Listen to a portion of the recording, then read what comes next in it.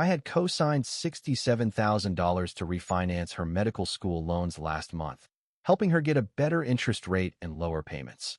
When she collapsed at the hospital where we both worked, and the called her emergency contact, husband Derek Martinez, instead of me, the boyfriend she'd been living with for 18 months. Hey friends, please subscribe and turn on notifications, like this video, and leave a comment with your impressions.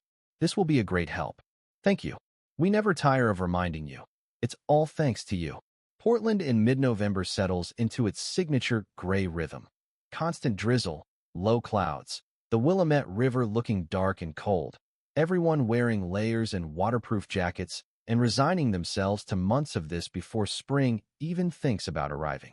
I'm 39, work as an emergency medicine physician at Oregon Health and Science University Hospital, the kind of work where you're constantly making rapid decisions under pressure, where seconds matter and mistakes can be fatal, where you learn to trust protocols and verify information rather than making assumptions. Kelsey is 33, works as a nurse practitioner in the family medicine clinic at the same hospital system, managing chronic disease patients and doing routine primary care. Smart, competent, always talking about her patient panel and quality metrics and the challenges of primary care in an academic medical center. We'd been together for 2 years and 2 months, living together in my house in the Selwood neighborhood for the past 18 months. Talked about getting engaged sometime in the next year. The comfortable kind of relationship where you're building a shared life without rushing the formal commitments. The loan refinancing situation had developed over the fall.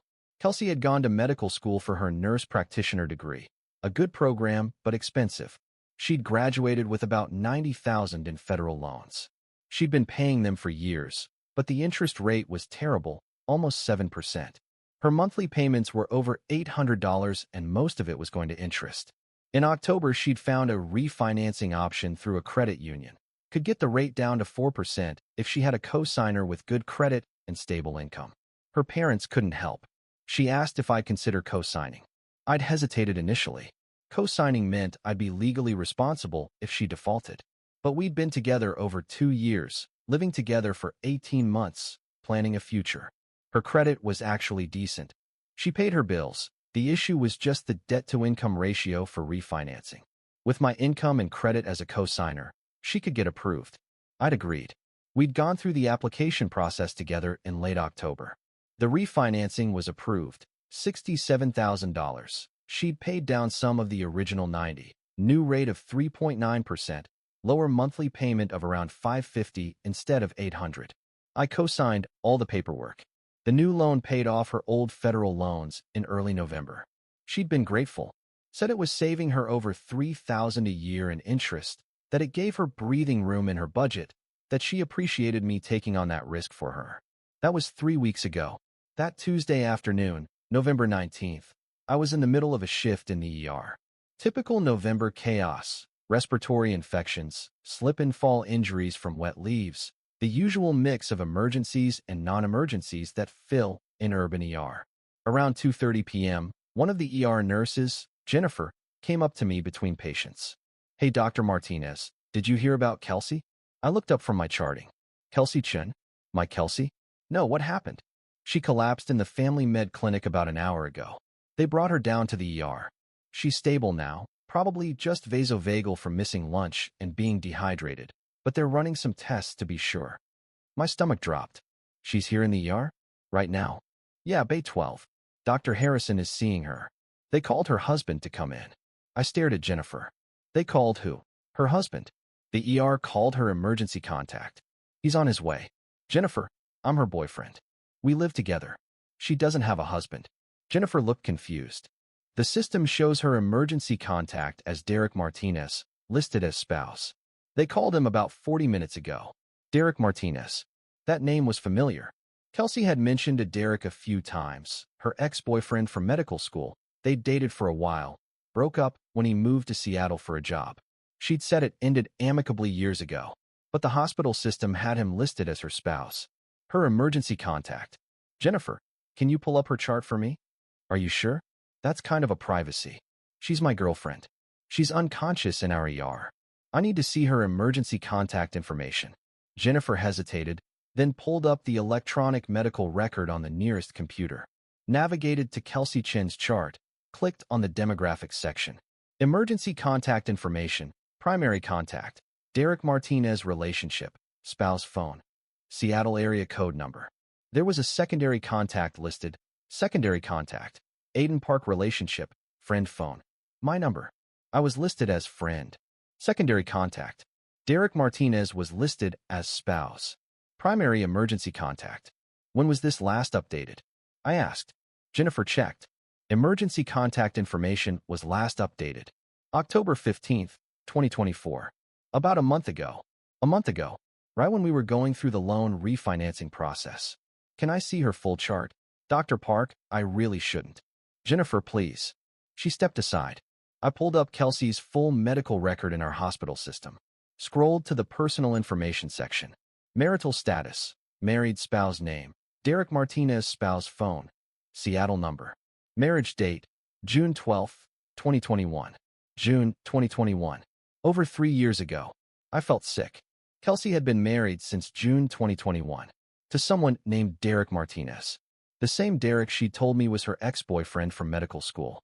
They weren't ex-boyfriend and girlfriend. They were married.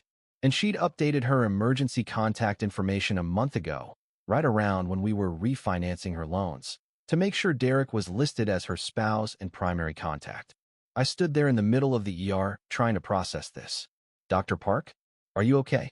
Jennifer looked worried. I'm fine. Where's Kelsey now? Still in Bay 12. Dr. Harrison is with her. She's awake and alert now. Vitals are stable. Like I said, probably just vasovagal. And Derek Martinez is coming here? They called him about 40 minutes ago. He said he was leaving Seattle immediately. Probably another hour before he gets here with traffic. Seattle, where Kelsey had told me Derek had moved for work years ago. I walked toward Bay 12. Stopped outside the curtain. Could hear voices inside. Dr. Harrison talking to Kelsey, asking her standard post-syncopal questions. I pulled the curtain back. Kelsey was sitting up on the gurney, looking tired but stable. She saw me and her face went white. Aiden. Hi. I'm okay, it was just. They called Derek. Your emergency contact. Your husband. All remaining color drained from her face. Dr. Harrison looked between us, sensing tension. I'll give you two some privacy. He stepped out. I closed the curtain. Stood at the foot of her gurney. You're married to Derek Martinez. She didn't answer. Kelsey, are you currently married to Derek Martinez? Yes, she whispered. Since June 2021. Yes. 3 years ago. A year before we started dating. Yes. Where does Derek live? Seattle. And you go to Seattle regularly. Tell me you're visiting college friends or going to professional development workshops. I go to see Derek. He's my husband. I felt like I'd been punched. You've been married to him our entire relationship. 2 years. Living with me in Portland, married to him in Seattle. It's complicated. It's not complicated. You're married. You have a husband. You've been lying to me for over 2 years. Derek and I have been having problems. So you started a relationship with me while married to him. I was lonely. He works all the time. We barely saw each other even before I moved to Portland. You moved to Portland when? 2 years ago. For the MP job here. Did you move here to get away from your marriage? Partly. Derek and I were struggling. I thought distance might help us figure things out. And instead of figuring it out, you started dating me. Moved into my house. Let me co-sign $67,000 of your loans. She started crying. I was going to tell you. When? Before or after I co-signed loans that I'm now legally responsible for while you're married to someone else. The refinancing was important. The interest rate was killing me. So you used me. Used my credit, my income, my willingness to take on legal liability for your debt. While married to Derek. I needed that loan refinanced. Derek couldn't co-sign. His credit is maxed out from his own student loans. So your husband couldn't help you. So you had your boyfriend co-sign instead. Without telling me you had a husband. You wouldn't have co-signed if you knew I was married. Exactly. That's fraud, Kelsey. I co-signed a loan based on information you knew was false. I thought I was helping my girlfriend. You're someone else's wife. What about Derek? Is he coming here? Yes. The ER called him about an hour ago. He's driving from Seattle. Should be here in about 30 minutes. Oh God. She looked panicked. He can't see you here. He doesn't know about you. Derek doesn't know about me? Your husband doesn't know you've been living with someone in Portland. He thinks I live alone. He thinks I'm just working and trying to figure out our marriage. While living with me, sleeping in my bed, letting me co-sign your loans. A commotion outside the curtain.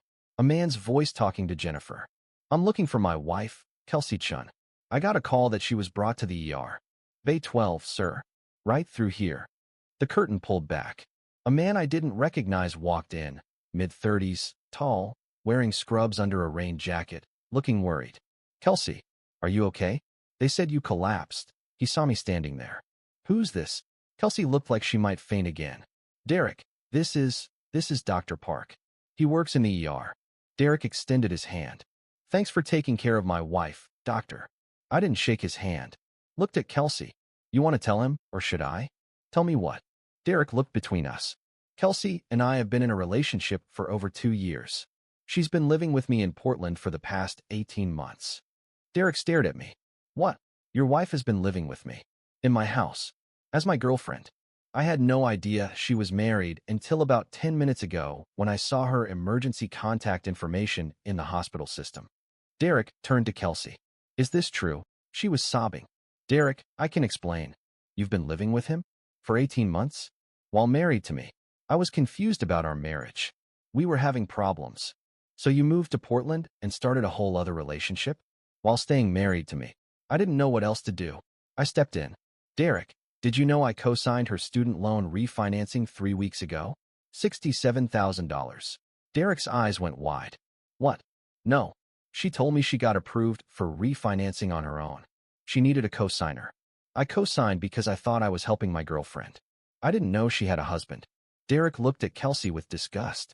You had your boyfriend co-sign your loans while married to me. Your credit was maxed out. You couldn't help me. I needed that refinancing. So you lied to both of us. Lied to me about living alone in Portland. Lied to him about being married. Used him to refinance loans I couldn't help with. A nurse poked her head in. Is everything okay in here? We're getting noise complaints. Everything's fine, I said. But I'm leaving. Kelsey, pack your things and get out of my house. Derek, you should know she's been lying to both of us for over 2 years. What you do with that information is up to you. I walked out. Went back to my shift. Had 4 more hours of patients to see. Somehow got through it on autopilot. Treated a kid with a broken arm, an elderly woman with chest pain that turned out to be anxiety, a construction worker with a hand laceration needing stitches. All while processing the fact that I'd co-signed $67,000 in loans for someone who was married to someone else. After my shift ended at 11 p.m., I went home. Kelsey's car wasn't there. I went inside and called my attorney the next morning. Marcus, I need to know my legal options. I co-signed a loan refinancing for my girlfriend 3 weeks ago. Just found out she's married to someone else and has been lying to me about it for over 2 years. How much was the loan? $67,000. Student loan refinancing through a credit union. And you co-signed? Yes. I'm legally on the hook if she defaults. Do you have evidence she misrepresented her marital status? Her hospital records show she's been married since 2021. Her emergency contact is listed as her husband. I have screenshots of the medical record. That's strong evidence of fraud. She obtained your co-signature under false pretenses. You can sue her for fraud and potentially get a court order releasing you from the loan obligation based on fraudulent inducement. Do it. File everything. Over the next few days, the situation developed. Wednesday morning, I got a call from Derek. Dr. Park? This is Derek Martinez, Kelsey's husband. Can we talk? What do you want to talk about? I need to understand what happened. How long you two were together, what she told you, all of it. We met for coffee that afternoon. Derek was a physician assistant working at a Seattle hospital. He seemed like a decent guy who'd been lied to just as much as I had. We got married in June 2021, Derek explained. Right after she finished her MP program. Things were good for about a year. Then she got the job offer in Portland. Said it was a great opportunity. She'd commute on weekends. It would be temporary. When did she move to Portland? September 2022. 2 years ago. She came back to Seattle most weekends at first. Then it became every other weekend. Then once a month. I thought we were just adjusting to long distance. She moved in with me in May 2023, 7 months after moving to Portland.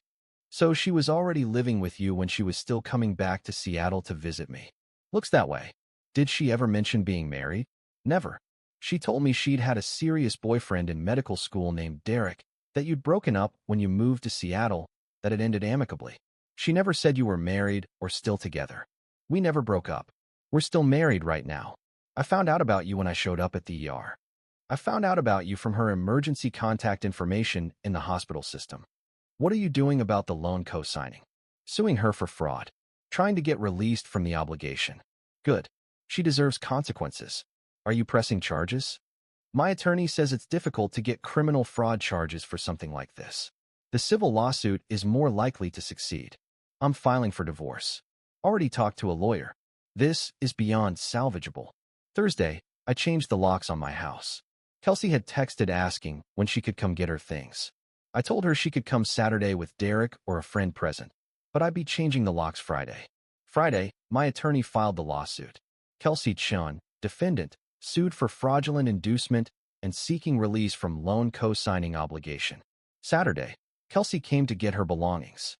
Derek came with her. It was awkward and silent. They loaded her stuff into her car over about 2 hours. I stayed in my home office and let them work. Before they left, Derek knocked on my office door. Dr. Park? We're done. Just wanted to say, I'm sorry you got dragged into this. She lied to both of us. You deserved better. So did you. Good luck with everything. They left. Over the next several weeks, things developed. Kelsey tried to fight the lawsuit initially.